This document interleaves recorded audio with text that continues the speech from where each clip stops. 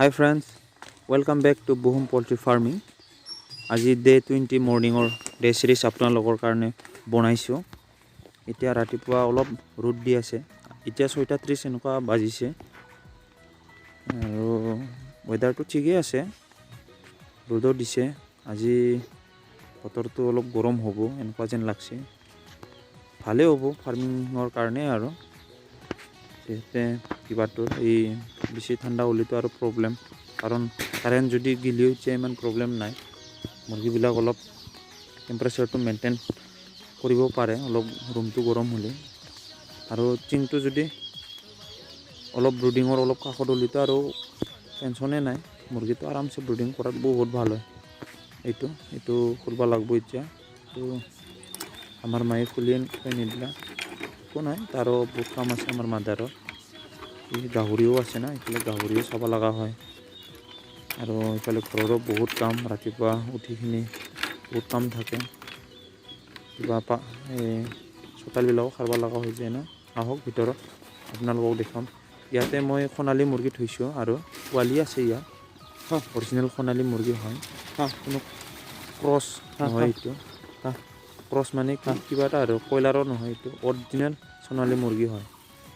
Original সোণালী মুৰ্গীটো 2 মাহত মুঠতে 800-900 এনেকুৱা প্ৰায় হয়েই। আৰু কয়লাৰৰ হ'লেতো ইফালে গ্ৰডৰো প্ৰব্লেম হ'ব, আৰু মুৰ্গীটো পূৰা কয়লাৰটো পূৰা গম পাই যায়। এইটো পূৰা অৰিজিনেল সোণালীটো আৰু বহুত দেখাত এইটো এটা মৰচি।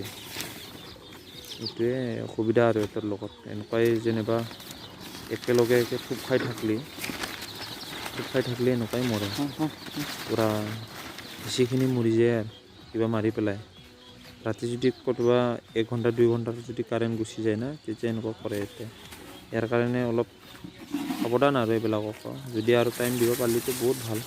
এইটো দানা চিটাই দিছোঁ মই, আৰু ইফালেও চিটাব লাগিব।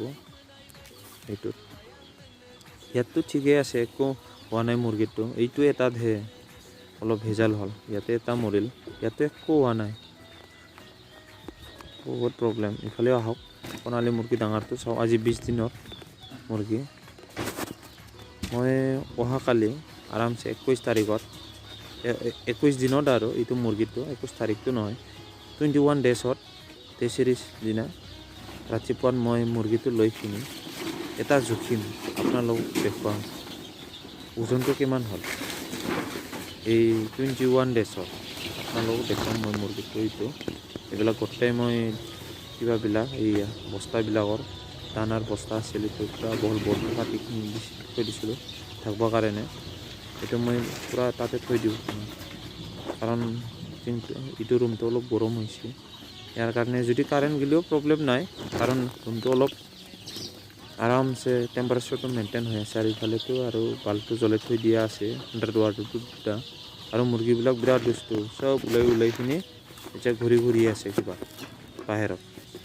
বহুত ৰিস্ক, তথাপিও এনেকুৱা ঘূৰাব নোৱাৰা। এইটো যিমান পাৰে মই এইটো ৰুমটোৰ ব্যৱস্থা লৈ আছোঁ, কাৰণ ডাঙৰ হ'লে ইফালে নিগুনি। এইটো মাৰি লওঁ ৰ।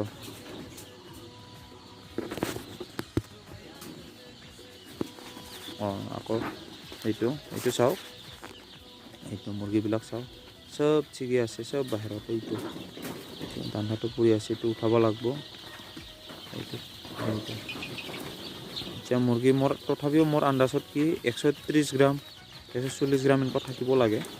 আপোনালোকেও এনেকুৱা ফাৰ্মিং কৰি যাই থাকক, আৰু আপোনালোকৰ আশীৰ্বাদ মোৰ পৰাও থাকিল, আৰু ভগৱানকতো আশীৰ্বাদ কৰিবই, আৰু কষ্ট কৰিলেতো এইটো নিশ্চয় কিবাটো ছাকচেছটো হ'বই। আৰু দানা খৰচ আৰু মুৰ্গীৰ মেনেজমেণ্ট, মেডিচিন কিমান যায়, এইবিলাকো পূৰা প্ৰিপ্লেন কৰিখিনি ফাৰ্মিং কৰিলে হ'ল, তেতিয়াহে লাভ হ'ব। নহ'লে আৰু দানাটো বেছি যাব, মেডিচিনত বেছি গ'ল, আৰু মৰ্টেলিটি বেছি হ'ল, তেতিয়া লাভ হোৱা যেন নাপাবি।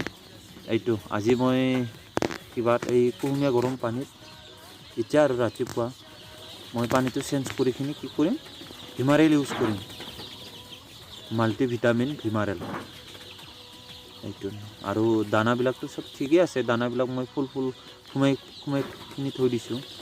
এইটোত মুৰ্গীবিলাক অলপ ডাঙৰ হৈছে না, ইয়াৰ কাৰণে দুষ্টু। উঠে ওপৰত উঠিখিনি পূৰা উঠি থাকে ইয়া এইটো চাওক ইয়া এইফালে বিৰাট সুস্থ ইয়া উঠি দাউৰা দাউৰি এনেকুৱাই হ'ব লাগে যেনিবা মুৰ্গীবিলাক পূৰা গ্ৰ'থৰ কাৰণে পূৰা ৰেডি আৰু ইয়াতে পূৰা এক্টিভ আৰু বনাম আপোনালোকক মই 500-1000 এনেকুৱা পুহিখিনি ডেচিৰিজ বনাই আপোনালোকক দেখুৱাম এনেকুৱাই মোৰ ভিডিঅ'বিলাক চাই থাকক। থেংক ইউ ভিডিঅ'টো চোৱাৰ কাৰণে।